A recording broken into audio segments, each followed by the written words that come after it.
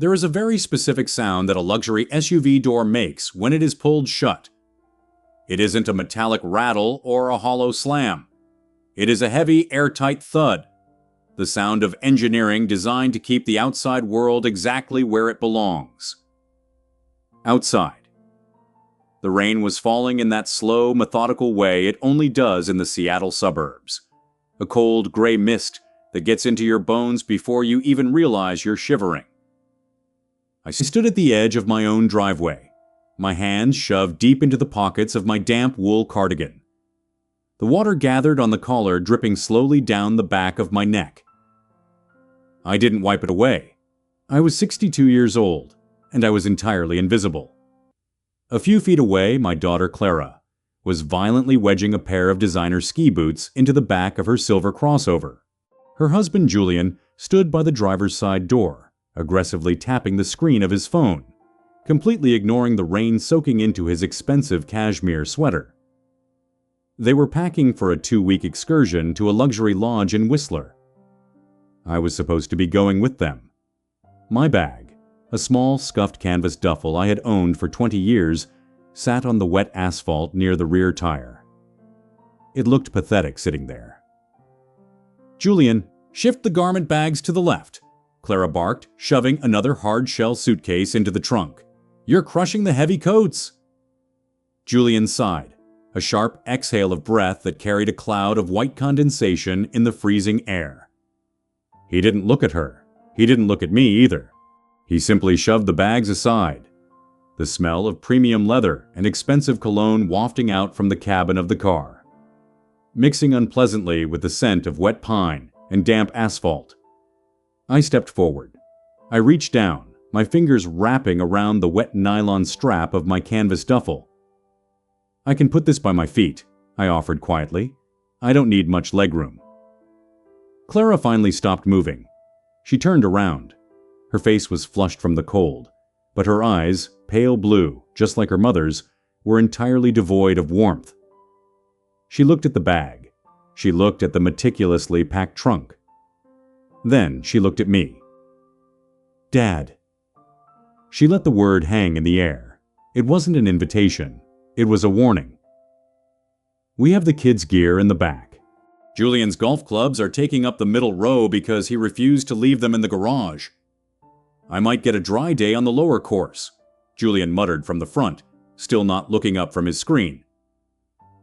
"There's just no room," Clara finished. I stood completely still. The bitter taste of my morning coffee surged in the back of my throat, acidic and sharp. "I packed light," I tried again, though my voice lacked conviction. I already knew the battle was over. I had lost it years ago. Clara stepped closer. She placed a hand on my shoulder. It was a patronizing gesture, the kind of touch you give a confused stranger who has wandered into the wrong grocery store aisle. "You'd just be miserable anyway, Dad," she offered, her tone laced with a sickly, sweet condescension. "The altitude bothers your joints, and honestly, with the kids being so hyper and Julian's stress from the merger, we really just need this to be our immediate family. You'd only get in the way of the trip." Immediate family. The words hit my chest like a physical blow. The breath vanished from my lungs. I glanced past her shoulder. Across the street, my neighbor, Tom Henderson, was standing on his porch, holding a rolled-up newspaper. He had been watching the entire exchange. When my eyes met his, Tom immediately looked down at his shoes, pretending to examine a scuff mark on the leather. 2 houses down, Mrs. Gable abruptly turned away from her front window, letting the curtains fall shut. Everyone saw it. Everyone knew exactly what was happening. Clara didn't wait for my response. She stepped back, grabbed the heavy trunk lid, and pulled it down. The hydraulic hinges hissed, followed by the heavy, airtight thud. She walked past me, pulling her coat tight against the rain. She climbed into the passenger seat and pulled her door shut. Another thud. I stood alone on the wet pavement. The engine roared to life, a low, powerful purr that vibrated through the soles of my shoes. The silver SUV reversed down the driveway, the tires hissing against the rain-slicked asphalt. Through the tinted glass, I saw Clara raise her hand. She offered a quick, dismissive flutter of her fingers. A wave you give to a toll booth operator. Julian didn't even look in the rearview mirror. They turned onto the main street, their red tail lights bleeding into the gray morning fog. And then they were gone. I didn't yell. I didn't throw my bag. I simply picked up the wet canvas duffel and walked slowly back toward the front porch. The house was enormous, 3,000 square feet of rich mahogany, vaulted ceilings, and sprawling bay windows. My late wife, Evelyn, had designed every inch of it. It was meant to be a sanctuary, a place where our family would gather, where grandchildren would run down the hallways, where the walls would echo with laughter. Instead, it was a tomb. I unlocked the heavy oak front door and stepped inside. The silence in the foyer was absolute, save for the rhythmic, hollow tick-tock of the grandfather clock in the hallway. The air inside felt heavy, smelling faintly of lemon polish and the lingering ghost of Evelyn's lavender perfume, which I still sprayed on her old reading chair when I couldn't sleep. Dropped the wet duffel bag onto the hardwood floor. It landed with a pathetic slap. I walked slowly through the living room.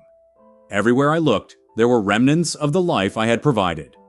The leather sofas Julian had demanded we upgrade because the old ones hurt his back.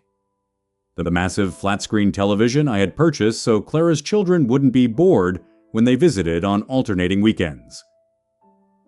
For 34 years, I had poured every ounce of my blood, sweat, and income into this family.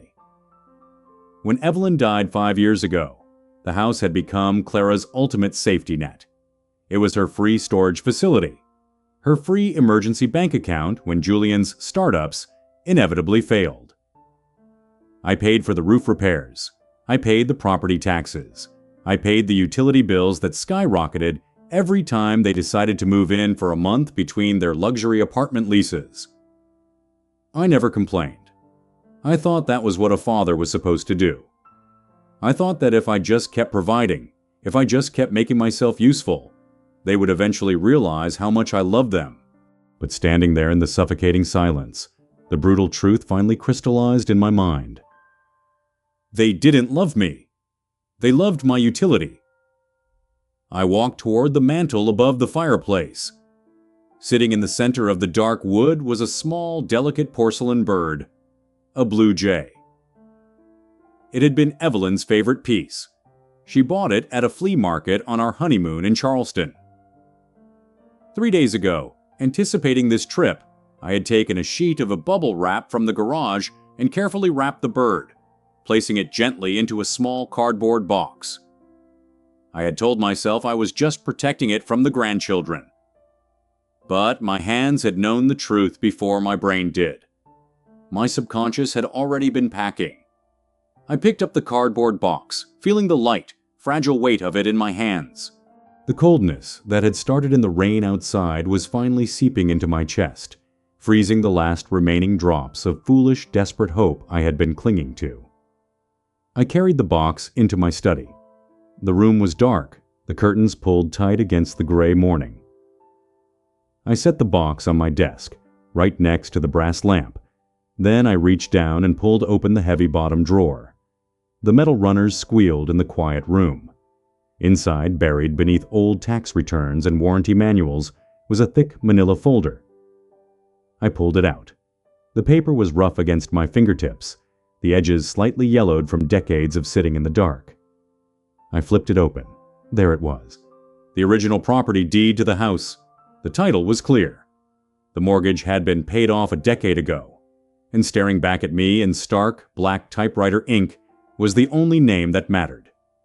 Arthur Hayes. Julian knew I owned the house. Clara knew I owned the house. And because they knew I would never kick them out, they assumed the house was already theirs. They assumed I was just the caretaker, quietly waiting to die so they could inherit the keys. I stared at my name for a long, quiet minute. The anger didn't come hot and explosive. It didn't burn. It was cold. It was absolute zero.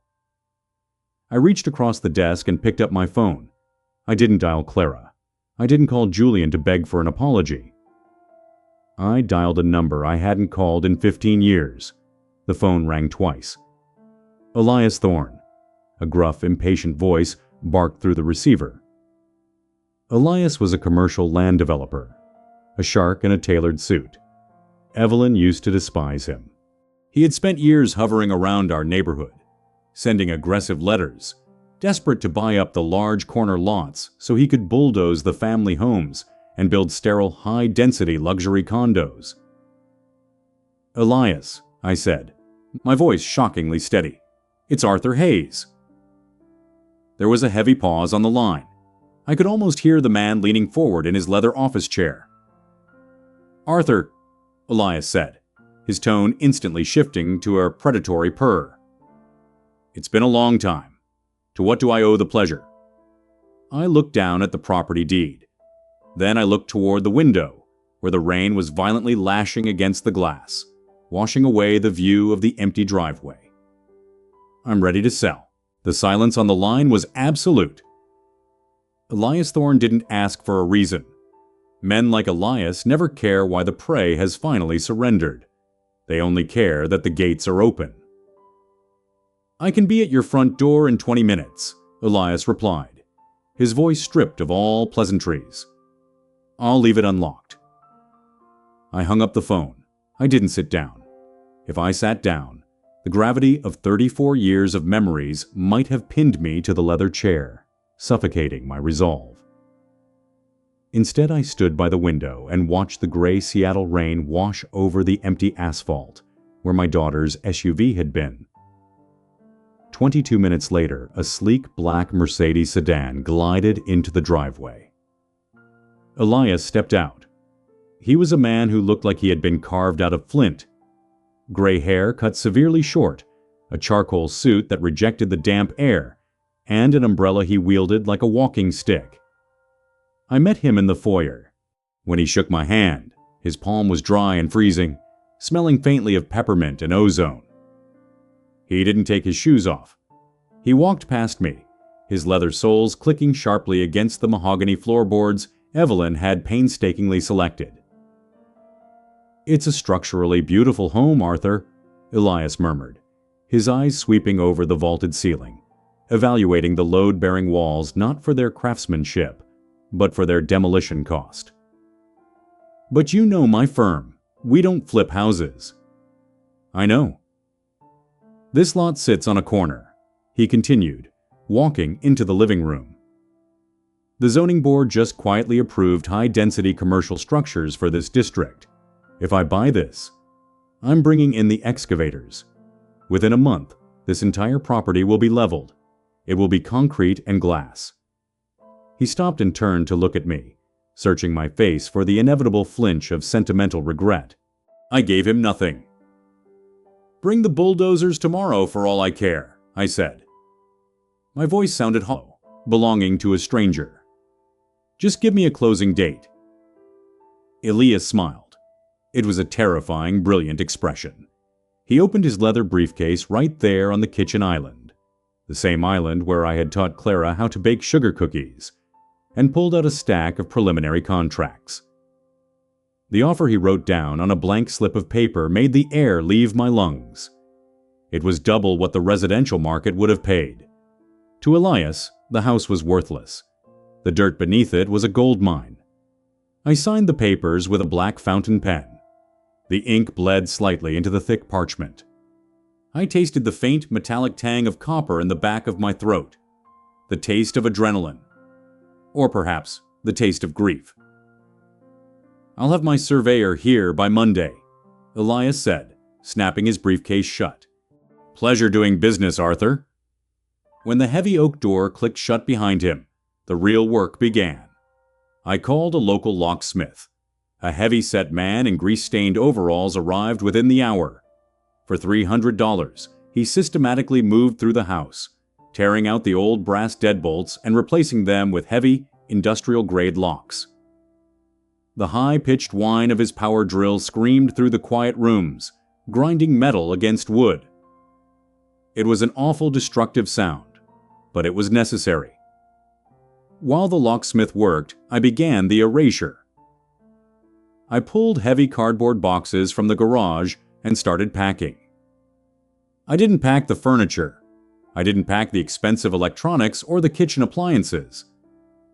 I only packed the evidence that a family had ever lived here. I moved through the hallway, taking down the framed photographs. Clara in her ballet tutu.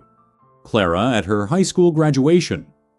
Julian and Clara at their lavish wedding, a wedding I had financed by cashing out a significant portion of my retirement fund. As I placed each frame face down into the cardboard boxes, a dark, suffocating memory surfaced. 3 years ago. A Tuesday night. I had been sitting in this exact hallway when Clara walked in through the front door, unannounced. She had been crying, her mascara running in dark streaks down her cheeks. Julian had just bankrupted another one of his visionary tech startups. They were 3 months behind on their luxury apartment rent. She had collapsed onto the sofa, sobbing into her hands. I had poured her a glass of wine. I remembered the heavy, suffocating smell of stale Merlot in the air as I sat beside her, rubbing her back. "Julian's pride is completely shattered, Dad," she had wept. "He can't take a normal job. It would humiliate him. We just need a bridge loan to keep us afloat until his next pitch." I had walked into my study, my heart aching for my little girl, and written a check for $40,000. When I walked back out to give it to her, I looked through the front window. Julian hadn't even come inside. He was sitting in the driveway, leaning against a brand new leased Audi, smoking a cigar and scrolling through his phone. He was waiting for his wife to extract the funds. That wasn't love. That was extortion wearing a daughter's face. I shook the memory away. I walked into the kitchen and stopped in front of the pantry door. On the inside of the wooden door frame, running vertically from the baseboard to the middle hinge, were faint pencil marks. The growth chart. Little horizontal dashes marking Clara's height. Age 5, age 8, age 16. This was the one thing I couldn't leave for the excavators. I walked out to the garage, the cold air biting at my damp clothes, and retrieved a heavy steel crowbar. I returned to the kitchen, wedged the iron tip under the trim of the door frame, and pulled. The wood splintered with a violent, agonizing crack. I drove the crowbar in deeper. I put my weight into it. The nails shrieked as they were ripped from the plaster. I tore the entire piece of wooden trim away from the wall, the pencil marks intact. I held the jagged, splintered plank in my hands, feeling the rough wood press into my palms. I wrapped it carefully in a thick moving blanket and placed it with the boxes. I was taking the memories. I was leaving them the shell. By nightfall, my truck was loaded. I locked the new deadbolts, leaving the empty, silent house behind in the rain. I drove 2 hours east, climbing up into the Cascade Mountains. The rain slowly turned to a blinding mix of sleet and snow, crunching violently beneath my heavy tires. I turned off the main highway, navigating a narrow, winding dirt road until my headlights washed over a small A-frame log cabin hidden among the towering pines. I killed the engine. The silence of the mountain was profound. I stepped out of the truck, breathing in the sharp, freezing scent of raw cedar and wood smoke from a neighboring chimney. I unlocked the cabin door and carried my canvas duffel inside. I had purchased this cabin 14 months ago. I had never told Clara. I had never told Julian. I had bought it because, deep down in the quiet, repressed corners of my mind, I had known this day was coming. I had felt the rot in our relationship spreading for years, eating away at my spirit. I had bought this cabin as an escape hatch, a place to flee when the financial and emotional bleeding finally became fatal. I lit a fire in the small cast-iron stove. I sat in a worn armchair watching the flames dance behind the glass. For the first time in years, my chest didn't feel tight. I didn't feel the crushing weight of impending obligations. The house in Seattle was dead to me now. The ink was dry. The trap was set. 4 days later, the trap snapped shut. I was sitting on the porch of the cabin, wrapped in a thick blanket, nursing a cup of black coffee. The bitter heat coated my tongue, a sharp contrast to the freezing mountain air. My phone vibrated violently against the wooden table, the screen illuminated. It was a text message from Clara. "Trip is a disaster. Julian got altitude sickness and yelled at a waiter. We're leaving Whistler now. Should be at your house by noon. Have the heat on." I stared at the glowing letters. Have the heat on. Not a request, a command. She assumed the house was sitting there, quietly waiting to serve her, just like I was. I set the phone face down on the table. I pictured the Seattle house. I pictured the massive steel padlock I had looped through the wrought iron driveway gates. And I pictured the colossal 6-foot-wide wooden sign Elias Thorne's crew had hammered into the front lawn yesterday morning. Commercial rezoning. Property sold. They were driving straight into a brick wall, and they had absolutely no idea.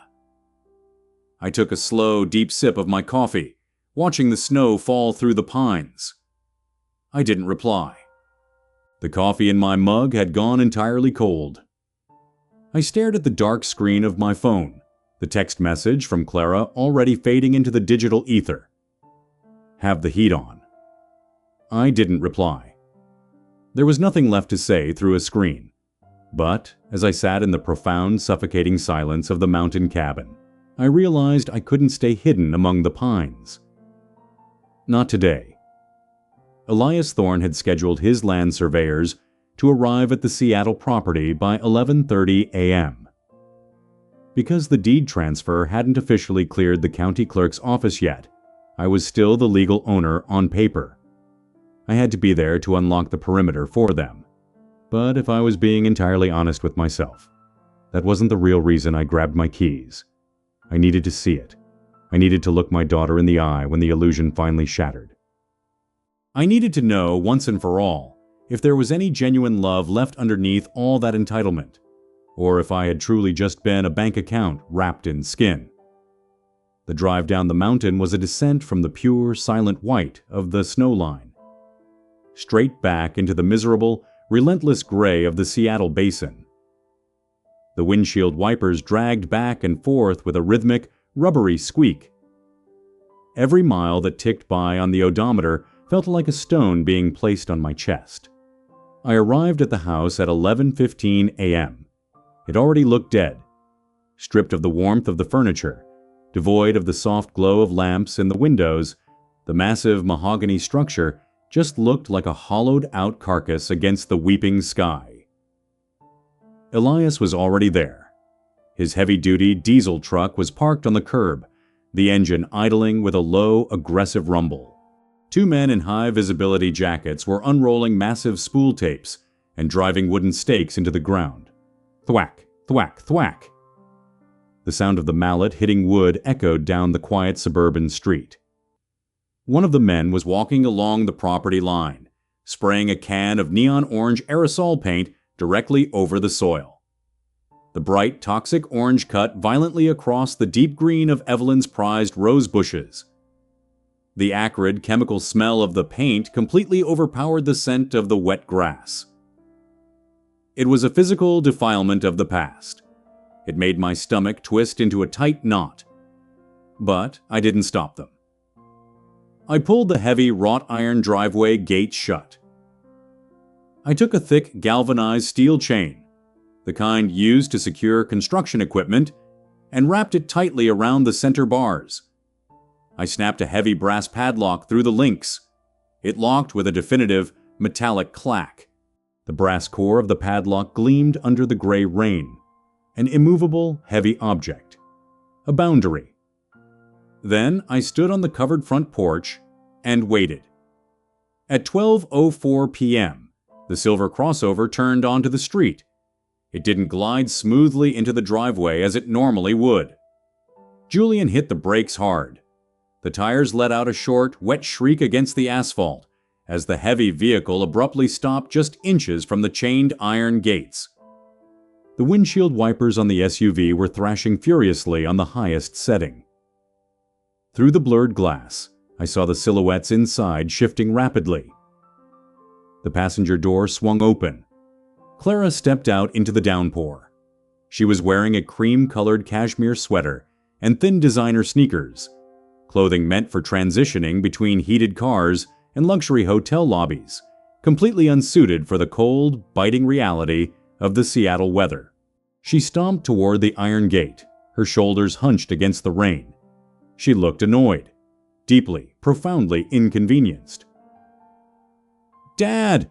she yelled over the sound of the rain, grabbing the cold iron bars and shaking them. "Dad, the gate is stuck! I told you we were coming!" I stood in the shadows of the porch. I didn't move. Clara rattled the gate again, her frustration boiling over. She looked down at the heavy chain and the brass padlock.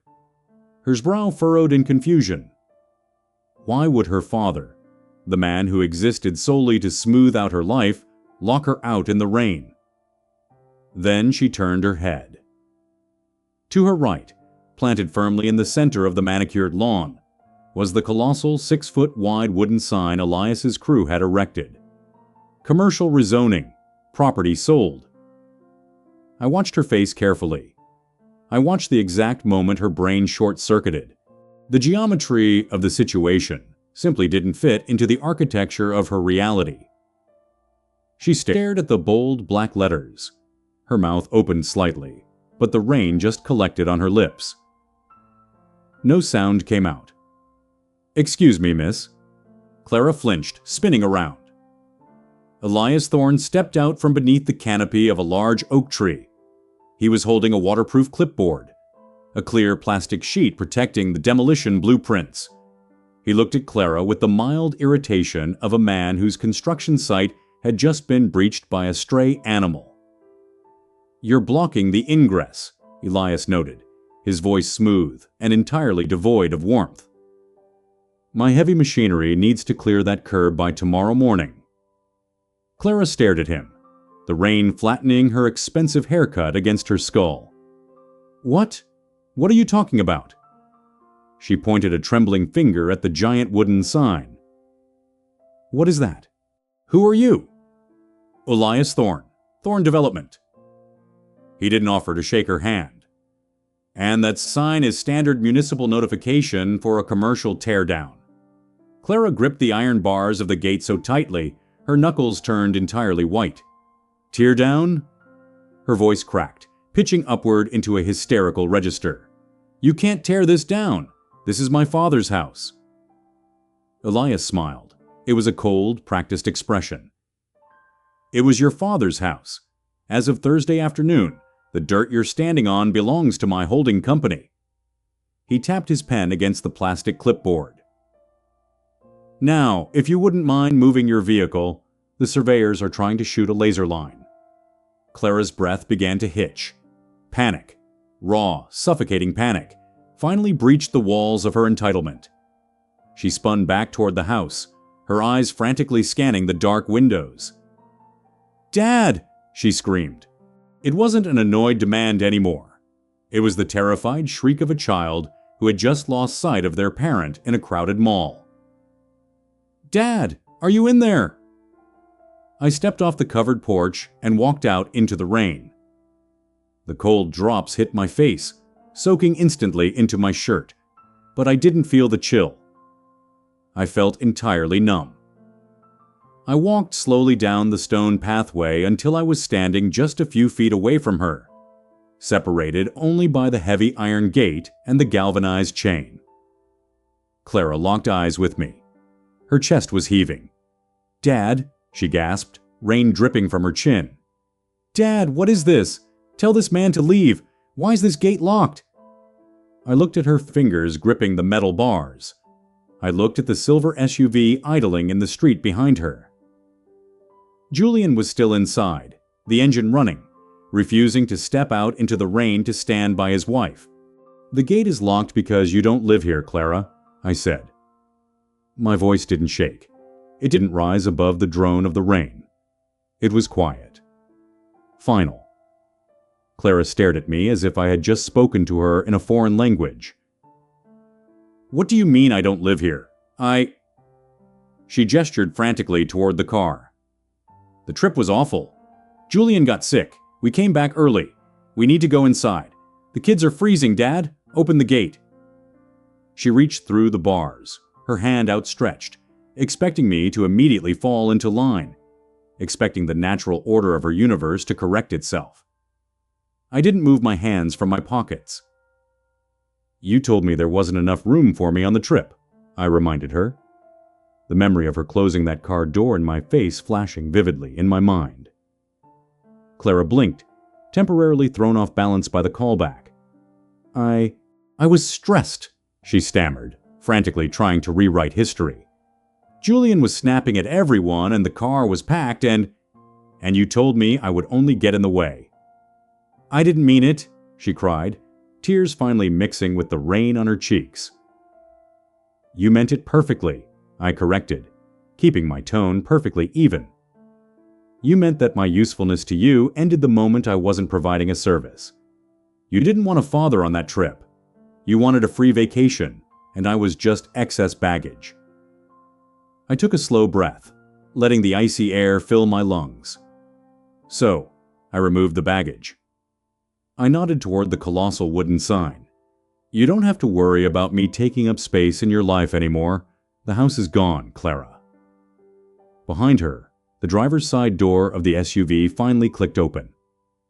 Julian stepped out into the storm. Julian's feet didn't hit the pavement with the heavy, assured thud of a protector. He was wearing pristine, uncreased Italian leather loafers, shoes meant for padded carpets and valet parking, not for the torrential Seattle downpour. He stepped directly into a shallow puddle of muddy runoff at the edge of the curb. The caramel-colored leather soaked through instantly, the muddy water staining the expensive material dark brown. It was a beautiful, entirely useless thing ruined the moment it was forced to interact with the real world. I stared at his ruined shoe. It was Julian, perfectly summarized in a single footstep. He marched up to the iron gate, pushing past his weeping wife, trying to project the aura of a man taking control of a boardroom.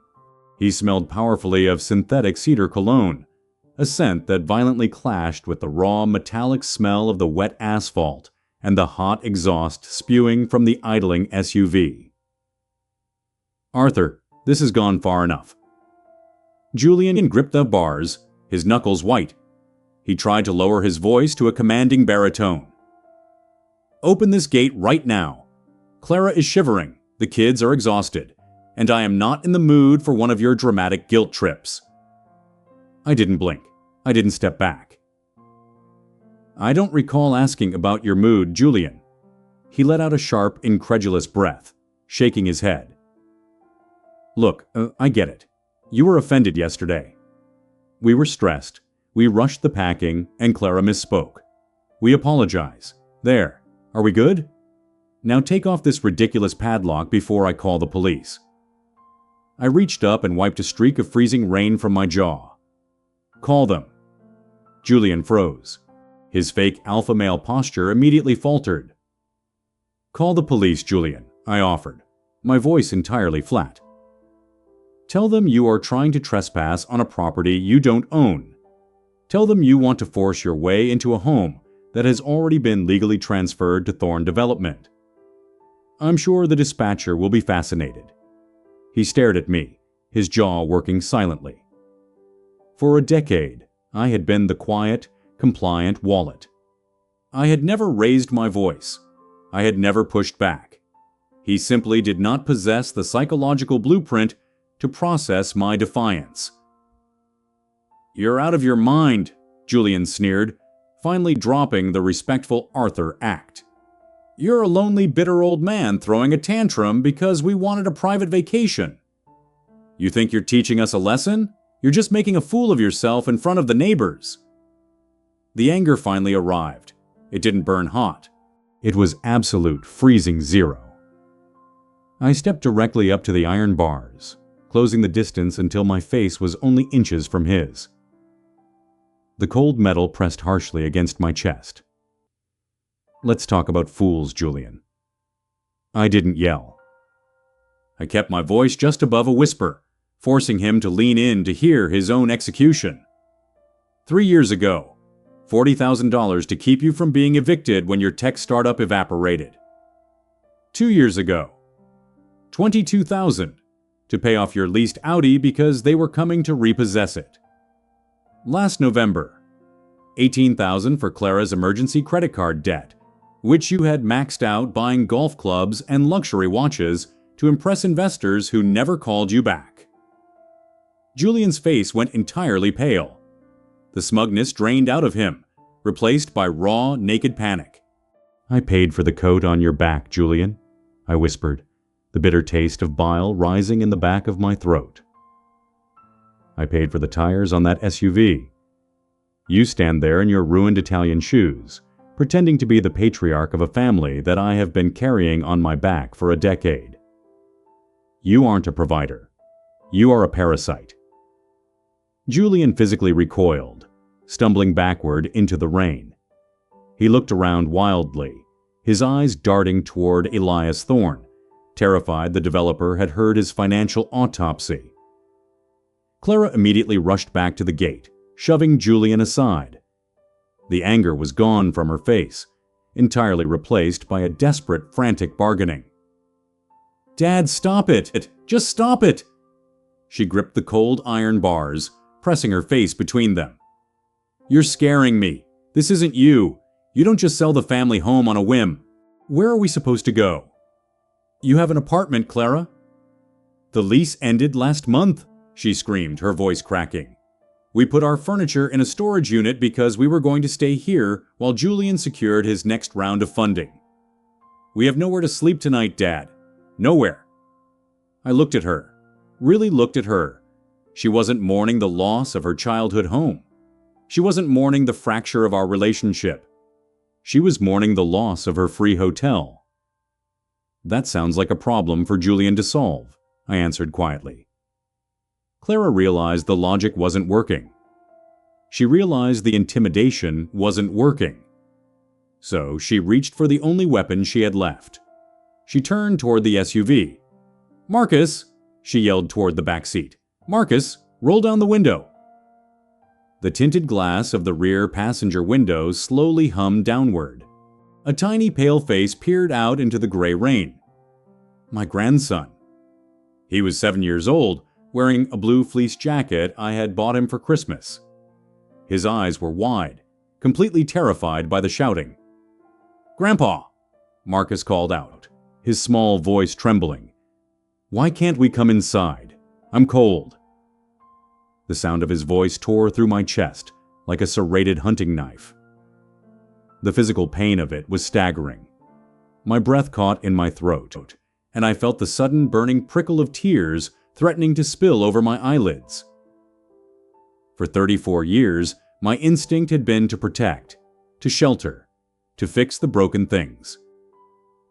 Every fiber of my being screamed at me to pull the keys from my pocket, unlock the padlock, and carry that little boy inside to the fireplace.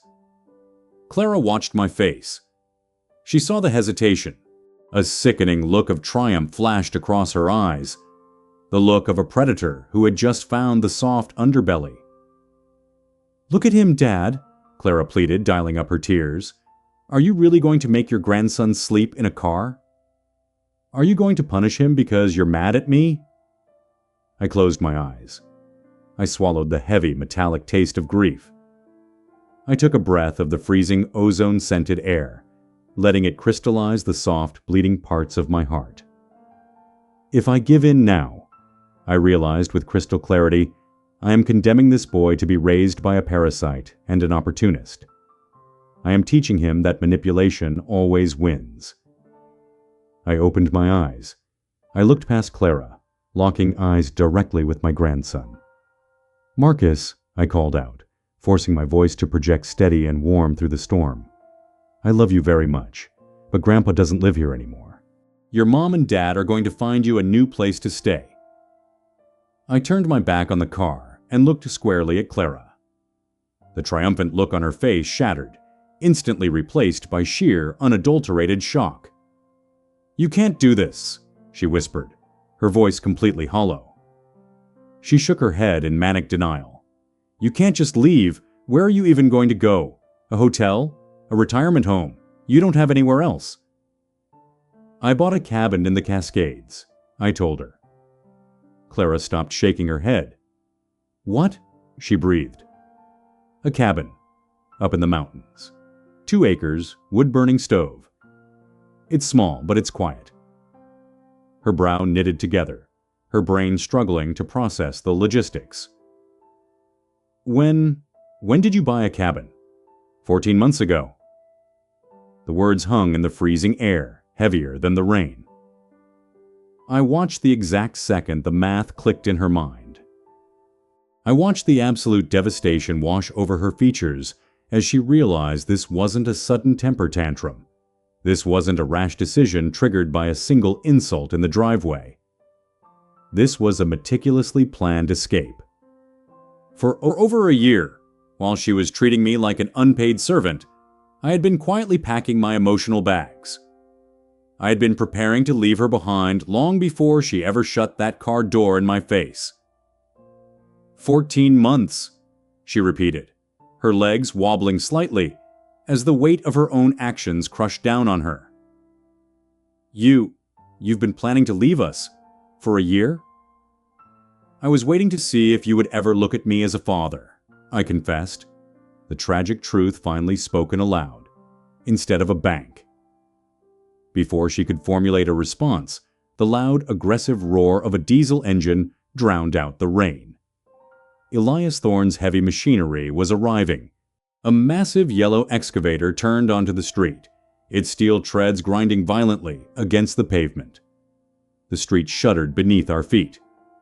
Elias walked up behind me, completely ignoring the weeping woman on the other side of the gate. "Survey lines are shot, Arthur," Elias announced, tapping his clipboard. "The county clerk just emailed the confirmation. The deed is officially transferred. You're clear to leave." The boundary was drawn. There was no going back. I looked at Clara one last time. She was gripping the iron bars, her makeup running in dark, jagged streams down her face, screaming my name over the deafening roar of the approaching excavator. But I had already stopped listening. The diesel fumes from the excavator were thick, acrid, and tasted like ash on the back of my tongue. I didn't stay to watch the steel teeth of the machine tear into the mahogany walls. I didn't need to see the vaulted ceilings collapse to understand that the era was over. I simply turned my back on the screaming iron gate, walked to my truck, and climbed inside. As I shifted into drive, I looked in the rear-view mirror one final time. Clara was no longer holding the bars. She was standing in the middle of the wet street, her arms wrapped tightly around her own chest, watching me leave. Julian was beside her, his shoulders slumped, the arrogant posture completely evaporated. I turned the steering wheel and drove out of the cul-de-sac. The heavy, airtight thud of the past ceiling shut behind me. 18 months passed. Life in the Cascade Mountain cabin was defined by a profound, unbroken quiet. The kind of silence that rings in your ears until you learn how to finally sit still. I chopped my own firewood. I drank bitter black coffee on the porch while the snow piled up against the cedar logs. I watched the seasons bleed, from a blinding, freezing white into a deep, vivid emerald green. And for those 18 months, I did the hardest thing a father can ever do. I did absolutely nothing. I didn't call to check if they had found an apartment. I didn't send a discreet check in the mail for Marcus's birthday. I didn't wire emergency funds when Julian inevitably discovered that the world does not tolerate men who refuse to work beneath their pride. Every instinct in my body, 34 years of deeply ingrained biological programming, screamed at me to pick up the phone and rescue them. There were nights, staring into the dying embers of the cast iron stove, where the guilt felt like a physical weight crushing my lungs. I would hold my phone, staring at Clara's contact name, my thumb hovering over the glass screen. Just a small loan. A desperate voice in my head would whisper, just enough to make sure she's eating. But I would force my phone back into my pocket. If I reached out, the demolition would have been for nothing. I had burned her safety net to the ground, and if I threw her a rope now, I would only be teaching her that her actions still carried no permanent consequences. So, I let the silence stretch. I let her struggle. I let her figure out how to keep the rain off her own family's head. It was a Tuesday evening in late October when the phone finally vibrated against the wooden table. The screen illuminated in the dim cabin. Clara. I stared at the name for a long time. My heart hammered against my ribs, a sudden violent rhythm. I prepared myself for the inevitable hostility. I braced for the demands, the desperate pleas for cash, the accusations that I had ruined her life. I answered it. Hello. Dad. Her voice wasn't shrill. It wasn't frantic, and it wasn't laced with that sickly sweet condescension I had grown to despise. It sounded rough, exhausted, grounded. Clara, I replied carefully. There was a pause on the line. I could hear the faint ambient sound of city traffic in the background, a sharp contrast to the whistling mountain wind outside my window. I was wondering.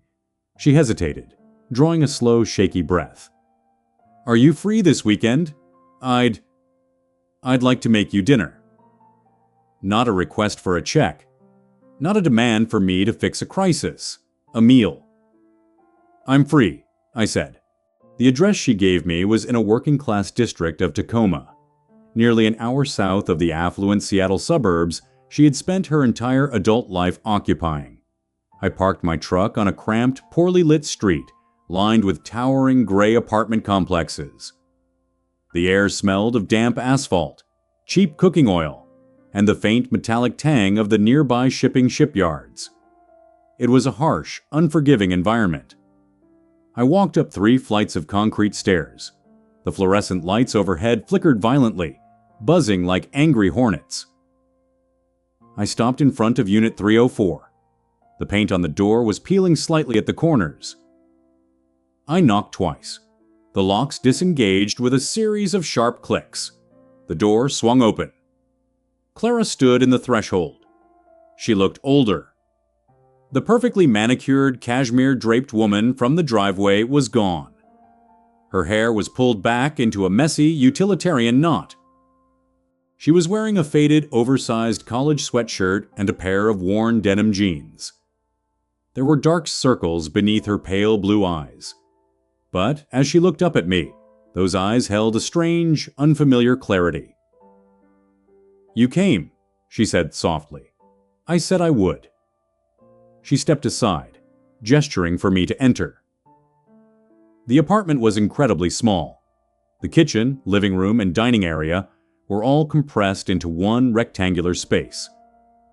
The air was thick with the rich, savory smell of roasted garlic and cheap ground beef. Grandpa! Marcus came running around the edge of a worn second-hand sofa. He was taller, his face losing its childish roundness. I dropped to one knee and caught him, wrapping my arms tightly around his small frame. The sheer, overwhelming relief of holding him made my vision blur. Look how much you've grown, I whispered into his hair. Mom said you live in a forest now. Marcus beamed, pulling back to look at me. Do you fight bears? Only on Tuesdays, I smiled, my chest aching with a profound warmth.